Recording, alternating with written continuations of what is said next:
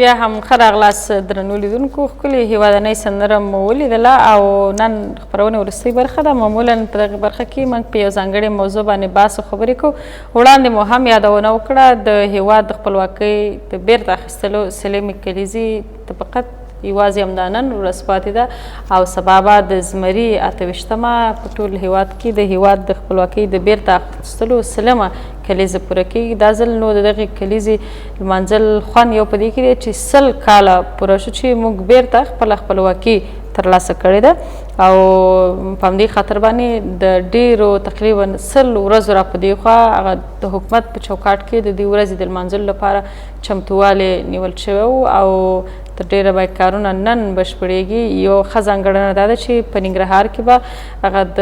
اسیا په کچه دویم لوی بیرغ هم د دغې خپلواکۍ د ورځې د لمانځلو په ویاړ سبا ته پورته کېږي څنګه چې دلته چارواکو ژمنه کړې وه. نو په همدغې د خپلواکۍ د ورځې په تیاریانو باندې بحث او خبرې کوو. ستاسو هم کولی شئ خپرونه کې اړیکې ونیسئ، خپل احساسات مو له موږ سره شریک کړئ. څه تیاری تاسو نیولې ده خپرونې د خپلواکۍ د ورځې لپاره؟ کولی شئ هغه هم راسره شریک کړئ. موږ سره خپرونه کې قدرمن میلمه دی سید معروف سادات صاحب، لیکوال او ژورنالیست. د ده سره به په همدغې موضوع بحث خبرې کوو. سادات صاحب ستړي مه شئ، سهار وکړئ. مننه، تاسو هم ستړي مه شئ، بخیر راغلئ. پیل به له همدې وکړو سادات صاحب چې د دغسې ورځو لمانځل کومې ګټې لري؟ مننه. لومړی د انعکاس تلویزیون قدرمنو لیدونکو ته خپلې نیکې هیلې او سلامونه وړاندې کوم. موږ د افغانستان د خپلواکۍ د ګټلو هغه د ورځې لمانځل دا د افغانانو یو ملي ویاړ دی. د افغانستان یو تاریخي ورځ ده. دا هغه ورځ ده چې افغانانو په فردي، سیاسي او اقتصادي ډول باندې خپله خپلواکي ترلاسه کړې ده او هر افغان په خپل ذات کې د ازادۍ او د خپلواکۍ احساس کړی دی. نو د له نیکه مرغه چې د تېرو څو کلونو راهیسې دغه احساس پخوا به زیاتره وخت خلک پاکستان ته تله یا پخپله په د نړۍ نورو هیوادونو کې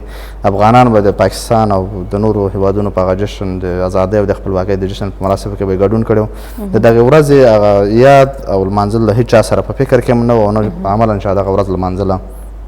خو له تېرو څو کلونو راهیسې چې دغه ورځ اوس کال په کال باندې په شاندارو مراسمو سره لمانځل کېږي او د هر افغان مسؤلیت دی، د هر وګړي، د هر ځوان او د هرې مېرمنې مسؤلیت دی چې دغه ورځ په لمانځلو سره خپل راتلونکي نسلونه او بیداره کړي او د افغانستان د ملي ویاړ په حیث باندې د دغې ورځې د لمانځلو کې په هر ډول باندې برخه واخلي. له نیکه مرغه چې سږ کال د هېواد د خپلواکۍ سلمه کلیزه ده، د دې لپاره د دولت په کچه او هم په خپله خلکو ډېر زیات تیاري نیولې دي. بېلابېل خوښۍ جشنونه یې جوړې کړې، مشاعرې جوړې شوې دي، بېلابېلې تیارۍ نیول شوې دي. نو دا د افغانانو دپاره او زموږ د راتلونکو د نسلونو دپاره د ملي او هیوادنۍ د روحیې پیاوړتیا دپاره ډېره مهمه مسله ده. هغه د کرکټ په اصطلاح کې سینچري مو وهله، نو دا ځل ځکه لږ خوند یې ډېر زیات دی. ډېره مهمه ده. یوه لنډه ویډیو دا د تېرې شپې هلته چې ځوانانو کوم احساسات څرګند کړي دا به په ګډه سره وګورو، واورو، خپرونې ته دوام ورکوو.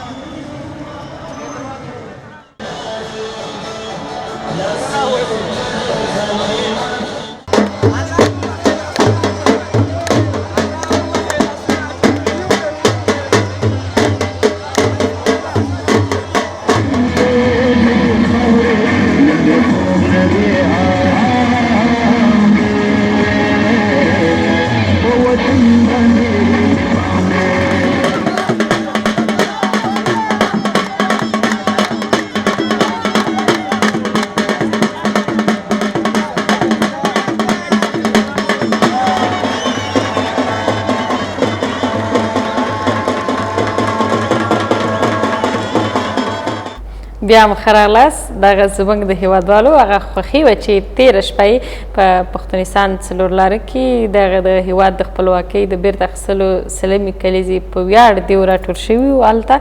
او اتڼونو باندې دغه ورځ لمانځله او ډېره خوښي څرګندوله. د هېواد درې رنګه ملي بیرغ هم د دیو په لاسونو کې وو او بېلابېل هغه هېوادنۍ سندرې وې چې دلته ورته ځوانانو اتڼونه ترسره کول. سادات صاحب سکل دغه عام افغانان یو خدای چې حکومت په لویه کچه دغې دپاره بودیجه ځانګړې کړې ده او ډېر ته تعبیر عام افغانانو احساسات څه ډول تاسو ارزوئ چې ګوري مثلا دا ویډیو موږ ولیدله یا نور د نورو کلونو په پرتله کوم توپیر لري که نه؟ بلې ډېر زیات توپیر لري که موږ تاسې وګورو په هره کورنۍ کې ډېره جالبه دا وه ما تېره ورځ خپل زوی ته پیسې ورکړې ما چې ته لاړ شه دوکان نه سودا راوړه نو هغه چې تللی او بس ښار ته راغلی او بیرغ یې اخیستی او نښانونه یې اخیستي او ټول کورنۍ ته یعنې که دغه په هره کوڅه کې تاسې وګورئ په هر کلي کې وګورئ په بازار کې وګورئ هغه ځوانان حتی داسې خلک ما ماشوم لیدلی پرون مې یو ماشوم د مخابراتو څلور لارې سره ولیدی چې هغه اوبه یې خرڅولې او د اوبو د پیسو نه یې خپله یو بیرغ واخیسته نو دا د موږ او تاسې دپاره د خوښۍ زیری دی چې په ټولو افغانانو کې ځوانانو کې داسې احساس پیاوړی کېږي چې هغوی ځکه وطن د مور حیثیت لري او د دې اعتبار او حیثیت د راژوندي کولو لپاره او د خلکو د روحیې د پیاوړي کولو لپاره دا ډېره مهمه مسله ده او سږ کوم تیاري چې نیول شوي اوس چې زه داسې راتلم په دې بازار کې په مختلفو برخو کې هغه ډېر څه چې ترسره کېږي هغه د افغانستان ملي بیرغ دی نښانونه دي مختلف هغه څه دي چې موږ او تاسې دپاره دا روحیه راژوندي کوي چې موږ یو خپلواک هېواد یو خپلواکي لرو یو ملت یو یو تر کې هم که تاسو پوښتنه لرئ زه به یوه پوښتنه وکړم بیا به تاسو ته وخت ورکړم ډېرې بښنې سره دغسې په لویه کچه باندې مثلا خلکو احساسات چې ډېر ښه احساسات لري ډېر دغه نړیوالو ته څه پیغام ورکوي د افغانستان خپلواکۍ په تړاو باندې او دغه برخې څومره مهمه ده چې دغسې ملي ورځې که په دغسې شاندارو مراسمو سره لمانځل کېږي په ټوله کې نړۍ خاص ډول د سیمې هېوادونو ته څه ډول یو پیغام وي ځکه هېڅکله دغسې په شاندارو مراسمو سره په افغانستان کې د خپلواکۍ ورځ نه وه لمانځل شوې او نه دې نه وروسته به انشاءالله لا ډېره ښه لمانځل کېږي څه پیغام لري دغه؟ ګورئ اصلیت کې ملي حاکمیت او خپلواکي دا معنی لري چې افغانستان د خپلواک هېواد په حیث باندې په نړیوالو اړیکو کې په مختلفو مسایلو کې په اقتصادي مسایلو کې سیاسي مسایلو کې اجتماعي مسایلو کې خپلواک او مقتدر هېواد دی چې خپل هغه څه چې غواړي هغه د دوی د ملي حاکمیت باندې دلالت کوي او د ملي حاکمیت د پیاوړتیا موضوع راپورته کېږي دویم یو نړیوال پیغام یې دا دی چې موږ تر اوسه پورې د سیمې په کچه موږ او تاسو ما مخکې یادونه وکړه چې موږ به د نورو د ازادۍ ورځو ته خوشحالۍ خو نن د خدای رحم دی چې موږ هغه ځوانان او ماشومان او غټ او سپین ږیري ټول خپله داسې یو ملي ورځ لرو ویاړ او داسې یو ویاړ لرو چې په ورځو باندې موږ څو ورځو راهیسې تقریبا څو ورځې کېږي چې د افغانان سره راټولیږي او مختلف جشنونه نیسي د خوښۍ مراسم نیسي نو دا د نړیوال لپاره د افغانانو د یووالي اتحاد داسې د یو ملي ویاړ د لرلو یو پیغام رسوي او دا زموږ د یو موټی کېدلو او د یو ملي احساس او د پیاوړتیا یوه نښه ده او چې دا په کیدای شي ځینې دوستو هېوادونو باندې هغوی باندې مثبت اغېز ولري هغه هېوادونه چې زموږ رقیب او هغه دي هغوی به ډېر منفي احساسات بلکل نو ما اصلي همدغه خبره غوښتل واورېدم سعادت صاحب چې ځکه چې دا یو ډېر ښه پیغام ورکوي جمیل ورور په اړیکه کې دی د دا اړیکه ځواب وو بیا به تاسو پوښتنه کوئ سلام ستړي مشي ورور خپرونې ته خیر اوسې خورې سال د خیراتي د جشن مبارک وي ډېره زیاته مننه له مخکې د تاسو ته هم مبارک وي جمیل ورور تا له کومې سیمې اړیکه نیولې ما خو د فارمیډې د کیمپ څخه اړیکه نیوله دي بیرغ ته نږدې پراته خلک یي ښه تاسو خو بیا له موږ نه ښه یاستئ بیرغ سره نږدې هغه د اسیا په کچه دویم لوی بیرغ چې د هغې ګاونډیان یاستئ نو او د هغې ګاونډیانې بېګا تر ماخوستنه پورې هلته ورته ناست هغه لوډرو کار کوو خو هغه کار یې داسې لږ سس غوندې روان دی که داسې غټ کرینګونه نشته دی څه وجه ده دغه بیرغ تر اوسه تکمیل نه شو نو چې څنګه چل به شي کېږي به انشاءالله دلته مسؤلین چې موږ راغوښتي وو هغې وژمنه کړې وه چې دغه بیرغ به د سبا ورځې پورې حتما بشپړېږي بیا هم مسؤلین که زموږ غږ اوري ګوري موږ به پرې غږ وکړو چې دغه ته باید جدي پاملرنه ترسره کړي نږدې نه لیدنه کتنه وکړئ مقصد راپور پرې جوړ کړئ چې د لاس پرې وخوځئ چې د سبا پورې د خیره سره دا بیرغ جوړ شي دا خو زموږ ستاسو یوه شمله ده او بیا خصوصا په دې وطن کې چې بس خدای پاک دغسې خوشحالۍ ورځ راولي دا ډېره د غټه د خوشحالۍ ورځ وه ته خپله څومره ورته خوشحاله یې څه چمتوالی دې نیولی کالي دې ورته کړي کور باندې دې بیرغ لګولی یا بل څه خورې قسم په الله بېګا ماخوستن ښکته شوم د ښاروالۍ مخې ته مې واسکټ اخیستی دی یوه مې هغټه خولۍ اخیستې څلور مې بچیان دي څلور واړو ته مې خولۍ اخیستې دي دستبندونه ویمه چې بیخي نه پوهېږم چې څنګه خوشحالي وکړو څنګه بس د خیره سره بیګا ته کته شو دی ښار ته بچي مې ویل کته کېږو به بابا مال بالکل به دې کوزوم د خیره. بس ډیره مننه چې تاسو سره ملي احساس شته دی او د خپل ځان ترڅنګ خپل اولادونو ته هم دغه احساس ورکوي چې دغه د خپلواکۍ ورځ زموږ ستاسو د ټولو ده. او بیا خصوصا موږ خو په پاکستان کې مهاجر وو، هلته پیدا شوي وو. موږ به د پاکستان 14 اګست به اوسیا به موږ به تللو په دې آرمي کې به ګرځي. موږ به له خدای داسې وخت به راشي چې زموږ خپله د ازادۍ ورځ به موږ به ولمانځو یا داسې یو بیرغ به زموږ معلوم وي. والله که خپل بیرغ موږ نه پېژنو شکر الحمدلله خپل بیرغ پېژنو، بیرغ هم معلوم دی، وطن هم معلوم شه، آزاد شه، د جشن ورځ هم معلومه شوه، د اختر هم معلومه، نوروز هم اوس معلوم دی. نو دا ډېر د ویاړ ځای ده خورې بس موږ خو د دې قدر موږ ته په پاکستان کې دوی دی. بالکل ډیره زیاته مننه جمیل لور چې تاسو خپرونه کې اړیکه ونیوله، خپل احساسات مو له موږ سره شریک. ډیره مننه. سعادت صاحب په تېره کې هم جشنونه لمانځل کېدل په ننګرهار کې، په ولسوالیو کې د دې کچه ډېره کمرنګه وه. سږ کال څومره بدلون راغلی دی؟ دغسې که موږ ډېر ګورو چې ولسوالیو کې هم ځینې ولسوالۍ چې هغه نام نه وي اوس پکې جشن لمانځل کېږي، هلته خلکو تیاریانې نیولي، بدلون یې په څه شي کې ګورئ؟ مننه، ډیره مهمه پوښتنه، ځکه چې هغه د ولسوالیو په کچه موږ خپله زه یوه دولتي اداره کې کار کوم. بیا رئیس صاحب ماته وویل چې د خپلواکۍ د جشن د لمانځلو لپاره ټولې ادارې دولت د ولایتي ادارې ته یو طرحه ورکوي. بیا ما خپله یو طرحه ولیکله، په هغې کې مهمترینه خبره دا وه چې ما وویل چې ولسوالیو باندې باید ډېره زیات موږ توجه وکړو. ولسوالیو کې دغه پیغام باید خلکو ته ورسیږي، ټولو ولسونو ته ورسیږي، او په د ولسوالیو د خلکو احساس راپارول او د هغوی احساس پیاوړی کول د ملي ورځو په رابطه باندې ډېره مهمه خبره ده. خو له نیکه مرغه کوم ځای زه چې خپله د خوږیاڼو ولسوالۍ نه معلومات لرم، د کاږې بازار په سیمه کې زیاتره اټۍ پلورونکو په خپلو دوکانونو بیرغونه لګولي. ماشومان دغه څه چې د خپلواکۍ د ورځ لپاره نشانونه دي، بیرغونه دي، میډالونه دي، څه چې دي هغه په هغه بازار کې پلورل کېږي. حتی ځینې کسانو په خپل هټیو باندې موزیک او ملي سندرې غږوي. نو دا یو ښه زیری دی، یو ښه پیغام دی چې اوس د ولسوالۍ خلک لرې پرتو کلیو اوسېدونکي هم دغه ملي ورځ لمانځي او په دې باندې ویاړي. ځوانانو احساساتو کې څومره رول لري چې دلته ځوانانو احساسات راوپاروي؟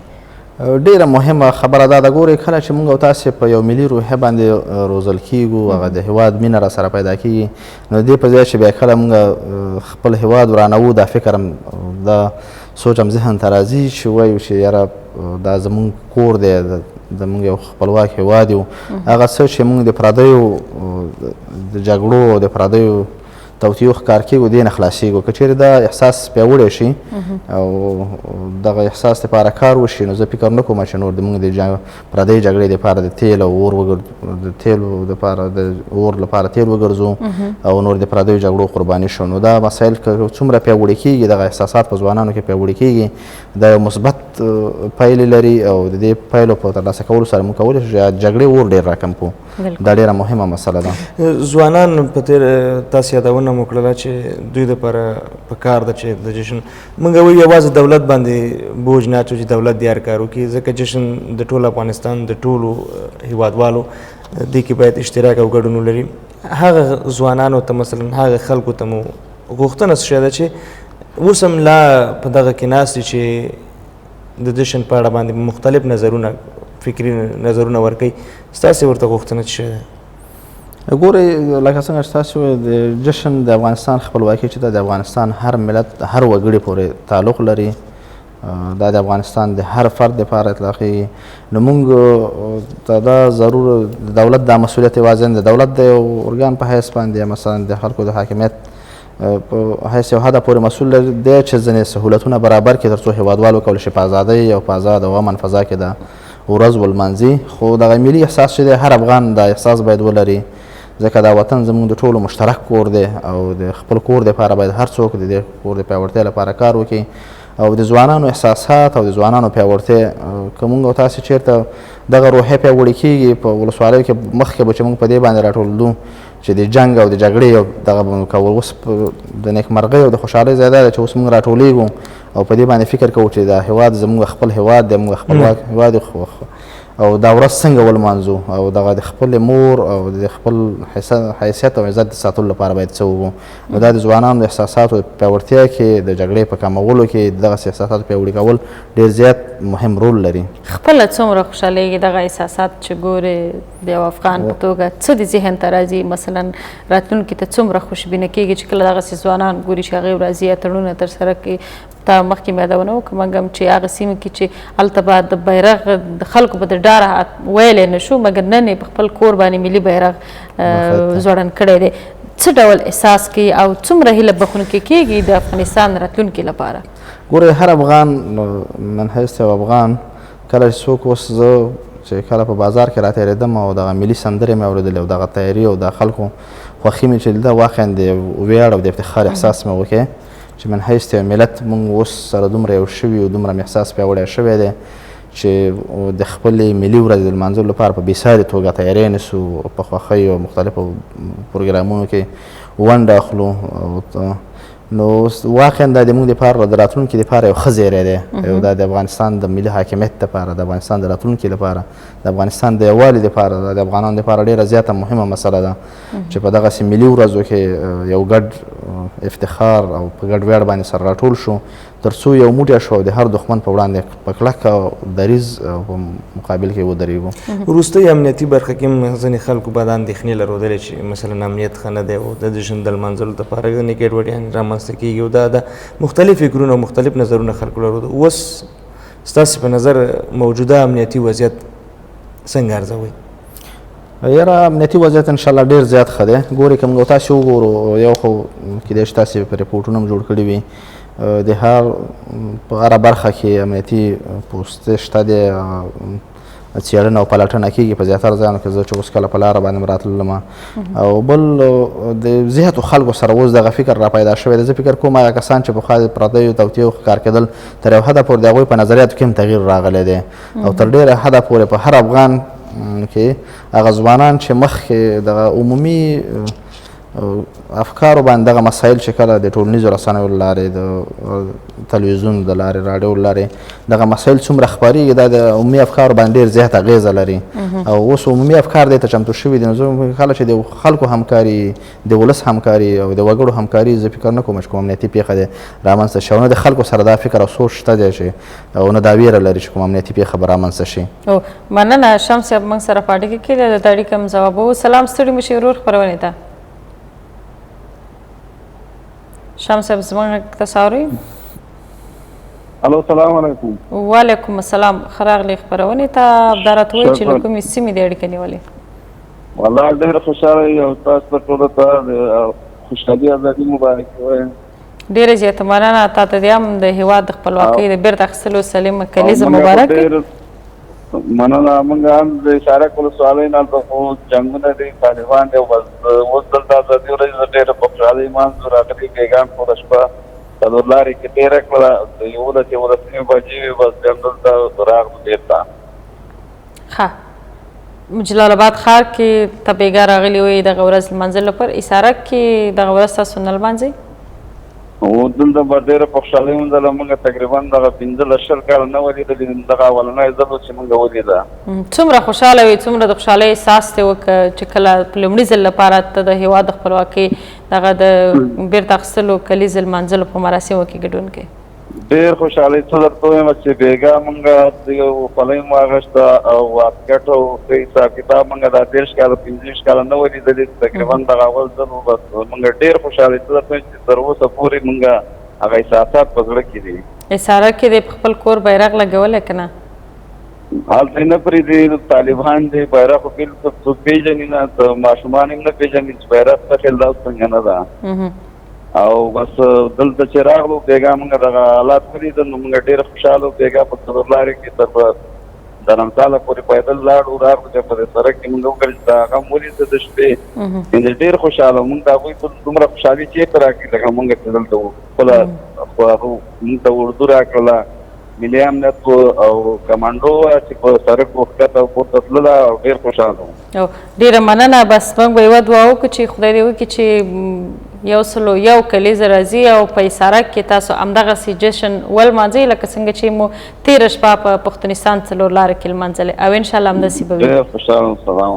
ډېره زیاته مننه ورور چې تا خپرونه کې اړیکې ونیوله. لا هم ممکن ځینو ولسوالیو کې به امنیتي ستونزې خو په دې سترګو نشو پټولی چې زموږ امنیتي ځواکونو په وروستیو کې ډېره زیاته هڅه کړې ده چې تر څو په ولسوالیو کې زموږ هیوادوال وکولی شي هلته دغه د خپلواکۍ یا د اختر خوښۍ یا نور خوښۍ ډېر په آرام زړه سره ترسره کړي او انشاءالله ویلی شو ملالۍ د یو دوه ولسوالۍ مثلا شیرزاد و اسارک چې دغه د افغان ځواکونو د امنیتي ځواکونو له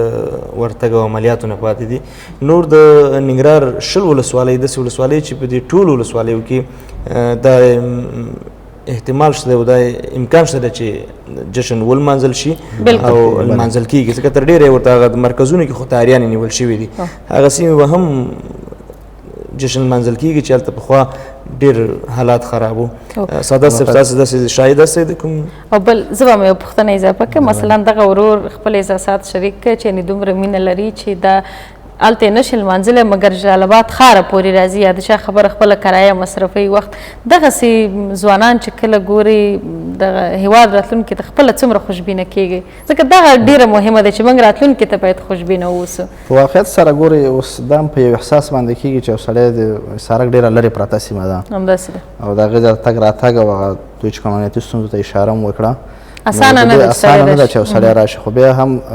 هغه څه چې فکر کوي او احساسات یې کوي زه فکر کوم هغه هیڅ شی هم نشي کولی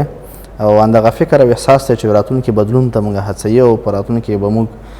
لکه ده چې ورته اشاره وکړه چې زه راغلم او د سړک نه او د بیا پښتونستان څلور لارې کې مو دا جشن ولمانځه نو دغسې احساسات چې دي د هېواد راتلونکي د خلک خوشبینه کوي د هر افغان په حیث باندې زه هم ورته ډېر زیات خوشبینه یم او ډېر زیات خوښ یم چې د ځوانانو احساسات ګورو خوښۍ ګورو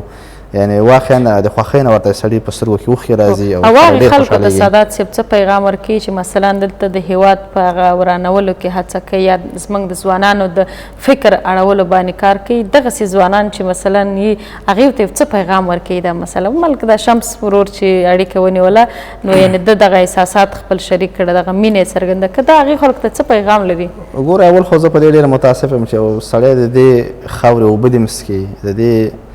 خاورې د هوا نه دې استفاده کوي په همدې خاوره کې اوسېږم او دا وطن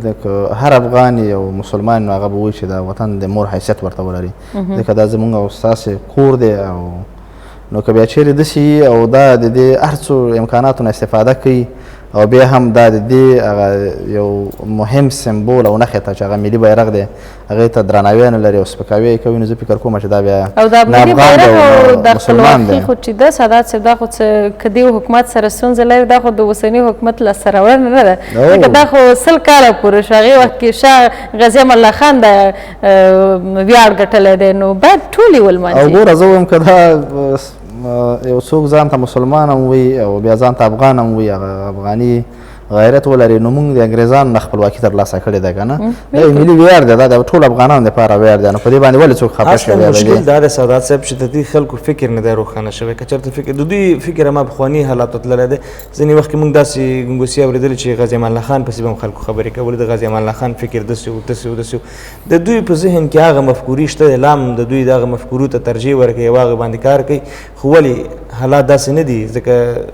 دوی خبر نه دي دغې موضوع نه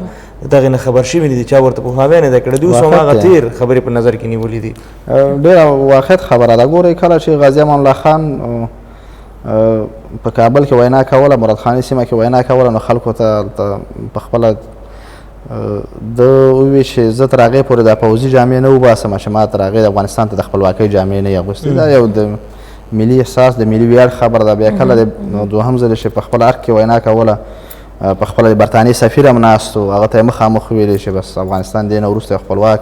او مستقل هیواد دی او بیا سفیر ته یې ویلې چې تا دا خبره واورېدله هغه ورته ویل چې ما واورېده او پوه شم نو بیا تقریبا 5-6 میاشتې وروسته افغانانو د افغانستان او د انګریزانو ترمنځ درېیمه جګړه رامنځته شوه د درېیمې جګړې په ترڅ کې دوی بیرته اړ شوه چې دا د افغانستان خپلواکي او استقلال ومني او افغانستان د خپلواک هېواد په توګه باندې وپېژني او دوی هغه یو معاهده لاسلیک کړه چې دوی بل افغانستان نه وځي په سولیز ډول باندې به وځي که اوس مخالف ورونه دا خبره کوي چې موږ د استقلال نه مني نو دوی بیا په کوم دریځ باندې دوی وایي چې موږ د بهرنیو یرغلګرو په وړاندې جنګ کوو او جګړه کوو دوی په کوم دریځ باندې جګړه کوي که دوی د افغانستان نه د انګریزانو د وتلو سره دوی مخالف وو نو که بیا مخالف وو نو بیا ولې اوس دوی جګړه کوي خو زه فکر کوم لکه څنګه چې تاسو ورته اشاره وکړه دوی هغه پوهاوی ورته نه دی شوی د ولسونو پوهاوی په دې برخه کې د نیکه مرغه چې اوس دغه رسنیو ډېر مهم رول لري همدغلته به یو موقع نه استفاده به وکړو ځینې هغه هیوادوال یو خو دغه څوک دی چې مخالف اړخ کې دي هغه بېله مسله ده مثلا ځینې خلک ښه پوهېږي ملي بیرغ به هم ورسره یار سي بیا هم وایي چې ما خپله پرون یو تجربه ورته خپل یو انځور مې پوسټ کړی و د ازادۍ ورځ په یو چا یوې خور راته په کمنټ کې لیکلي و چې آیا موږ خپلواک یو چې ته ازادي لمانځي دغسې خلکو ته ستاسو ځواب څه دی ګورئ خپلواکي په دې معنا ده چې یو سړی د خپل فکر عمل او د وینا کولو هغه خپلواکي او ازادي ولري صحیح ده ګورئ که ځینې خلکو که دا استدلال کوي چې ولا نړیوال په افغانستان کې دي یا مثلا نړیوالې مرستې د افغانستان سره ګورئ نړۍ اوس د یو کلي په حیث باندې ده له کلي سره د کلیوالو سره له اړیکو پرته څوک هم ژوند نشي کولی دا د معاصرې نړۍ او دا یو دود دی او بدون له دې پرته هېڅ امکانات نه لري خو په خپل ذات کې اوس هر افغان یو خپلواک فکر لري د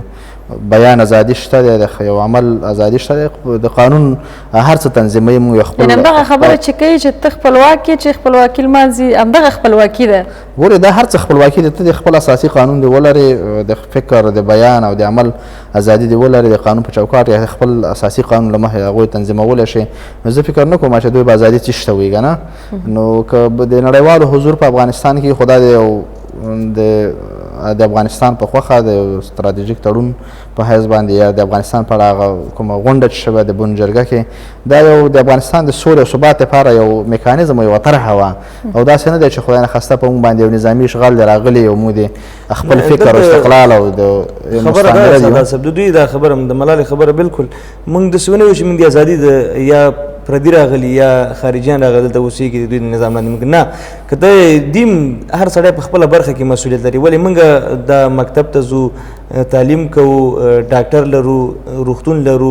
داسې نور کارونه چې موږ کولی شو په موږ باندې محدودیت نشته دا زموږ خپله ازادي ده یوازې دې پورې موږ نشو محدودولی شي مثلا که موږ دغسې کارونه منې کېدی یا دغسې کارونه موږ خپل آزاد فکر ته نه پرېښودل لکه تاسو یادونه وکړه دا بیا په موږ باندې بیا د ازادۍ خبره نه وه چې موږ اوس خو موږ ازاد یو واقعیت خبره ده ګورئ کله چې غازي امان الله خان په 1401 کال کې د سره دی چې په 98 کې افغانستان خپلواکي وګټله په 1401 کال کې نوی اساسي قانون رامنځته کړ په نوی اساسي قانون کې د نړۍ تر ټولو مهمترین مدني حقوق د افغانانو لپاره ورکول شو چې هر څه هغه خپله فردي ازادي ده ازادي یعنې یوازې دا موږ چې په هغه ملي حاکمیت هم بشپړ کړې او سیاسي استقلال هم واخیسته د هغې تر څنګ د فردي ازادۍ رامنځته شوې مثلا ډېر هغه د غلامۍ او د هغې ژوند ختم شو مثلا یو هغه نظامونه چې شاهي نظامونه مختلف نظامونه یو کورنۍ هر څه ترسره کول هغه نظام ختم شو د هر فرد لپاره مثلا د انتخاباتو رامنځته کېدل دا د افغانانو لپاره د ولسواکۍ او د ازادۍ لپاره مهمه وسیله ده خپل فکر او دغه تمثیلولی شي نو دا ډېر مهم مسایل دي او په فردي لحاظ باندې هم د افغانانو هغه خپلواکي او د فکر ازادي چې ترلاسه کړه دا د افغانانو لپاره دغه د اوس هم موږ تاسې فکر آزاد یو هر څه کولی شو هر څه ویلی شو دا چې دلته ناست یو دا ازادي ده دا یو ازادي ده چې موږ تاسې په آزاد ډول باندې که هغه د دولت پر وړاندې وي که د هر چا په وړاندې وي ازاده خبره کوو فکر کوو نو دا د دې نه زه فکر نه کوم چې نوره خپلواکي او ازادي دې وي یو وروستۍ پوښتنه کوم دغه ځینې رغنیزې چارې په نظر کې نیول شوي دلته په ننګرهار کې مثلا د ځینو چوکونو جوړول دغه څومره مهم ګام ګڼئ ګورئ د خپلواکۍ او استقلال د ګټلو لپاره تر ټولو مهمه اړخ به زه فکر کوم چې یو فکري بیارغونه او بنیادي کارونه او ځینې رغونې چارې هم ډېر دي ځکه دا د اقتصادي خپلواکۍ او اقتصادي خپلواکي چې دا د نور خپلواکۍ لپاره یو اساسه بنسټ ګڼل کېږي موږ په خپل د کلیو پراختیا ریاست تقریبا د ننګرهار په بېلابېلو ولسوالیو کې د خپلواکۍ د ورځې په ویاړ د څو ښوونځیو د بنسټ ډبرې کېښودلې ودانۍ ورته جوړوي دغه راز مختلف چوکونه او څلور لارې په ننګرهار کې جوړې شوې یعنې دغه خپله داسې یو خلکو سره یو فکر او احساس را پیدا کوي چې مثلا هغه د خپلواکۍ ذهنیت په خلکو کې اصلي شعور معنا لوړه باندې کوي. خلک پوه کوي. خلک پوه کوي او په دې معنا چې دا د استقلال ورځ یو مهمه او ویاړلې او تاریخي ورځ ده. ډېرې زیاته مننه سید معروف سادات صاحب، لیکوال او ژورنالیست چې تاسو راغلی او په دغې مهمه مسله مو موږ سره خپل بحث او احساسات شریک. ډېره مننه سادات صاحب. ډېره مننه. نو خاکسار صاحب خپرونه پای ته نو مننه ملال له تا نه م سادات صاحب له تا نه مننه. درنو لیدونکو زموږ د انعکاس سهار خپرونه همدلته پای ته رسیږي. ستاسو له لیدو او اورېدو مننه.